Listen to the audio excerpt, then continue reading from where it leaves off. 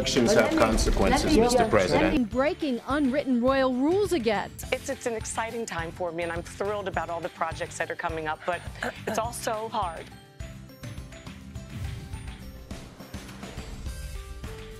President Trump demanding $5 billion from Congress to pay for his border wall, a project he once vowed Mexico would pay for. The wall, that'll be the one that will be the easiest of all.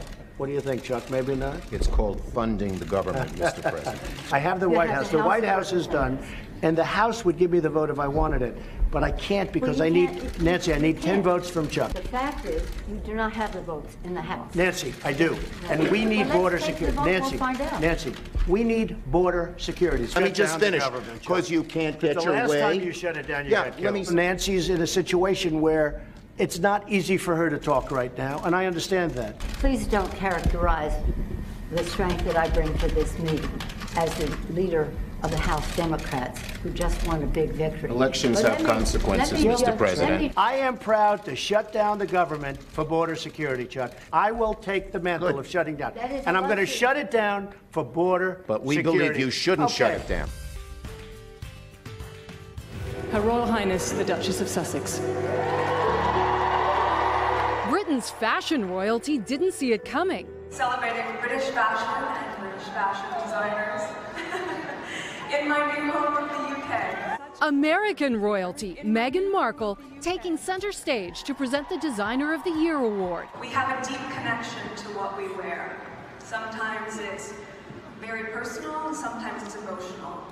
But for me, this connection is rooted in really being able to understand that it's about supporting and empowering each other, especially as women.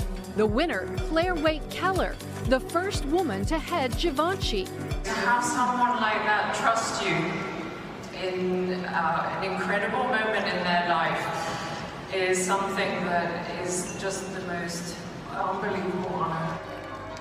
And the designer who created this, Meghan's ivory silk wedding dress, and that 16.5-foot hand-embroidered veil.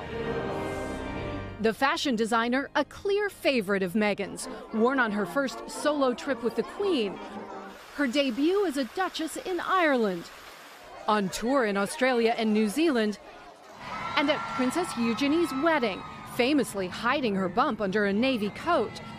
The palace announced her pregnancy just 3 days later. There's no hiding it now. Meghan cradling her baby bump in a black velvet custom-made Givenchy gown. I have something to share with everybody, and it's bittersweet, as these things always are. But I've been here almost 11 years. Thought I would stay 1 year. Something happened along the way. Fell in love with a beautiful Egyptian goddess. And now, when it's our 11th anniversary, I'm going to be leaving the Today Show.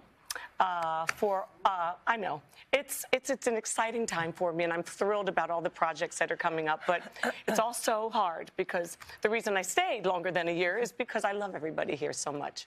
I've been in this business 120 years and never worked with a more beautiful group of people who just give every day. 4 hours of live television every day, 5 days a week, and we have fun, and we laugh, and we support one another, and we know each other's kids' names, and we know when somebody's having a colonoscopy. We know everything, and we do life together. We do life together, and nobody more so than my Hoda, who, it's going to happen the same way it did with Regis. You know, when I left Regis, it was hard, but I'm closer to him now than we were after 15 years together. You don't share that kind of life together and not be changed forever by it. So I love you, Hoda Mama. You were Hoda Woman when I first you were just Hoda. Remember? No, I actually don't. You were always Coda to Regis, but you know, you're just so special, Hoda. Thank you. Thank you so much. The minute you stepped into my life with both feet,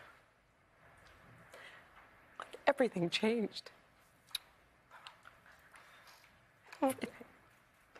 Like I thought about it. I knew today was happening, but anyway, I was scribbling in my journal about you, and I was like, thank you, Jerry. Thank you, Jerry. Thank you. But you might just want to leave it there, Jerry. It's going to be that kind of day.